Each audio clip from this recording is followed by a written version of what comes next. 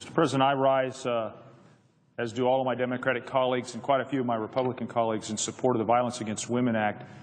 Mr. President, I have remarks that I think will extend beyond the time we have left. So I would ask the clerks if they would let me know when 2 minutes has passed, and I'll try and conclude over a 3-minute time frame so other my colleagues can speak on this very, very important piece of legislation. I'd also ask unanimous consent for the entire text of my remarks to be included in the record. Without objection.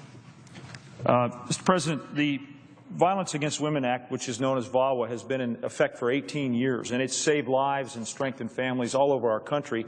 I speak as a Coloradan, and I will have some statistics that point out the concrete benefits that the Violence Against Women Act has had in my state. It was a landmark piece of legislation. It changed the way we think about and respond to domestic violence. It's made literally a difference in millions of women's lives all over the country by bringing perpetrators of domestic violence, sexual assault, and child abuse to justice. It's made a difference by providing safe and secure support services to victims of crimes. It's established a national domestic violence hotline, and just so much more. And it's little wonder that such a common sense and far-reaching concept that's in legislation has found support from members of both sides of the aisle. I mentioned Colorado. Let me just give you some numbers. In 2010 alone, 60,000 victims of domestic violence contacted state crisis hotlines to seek help.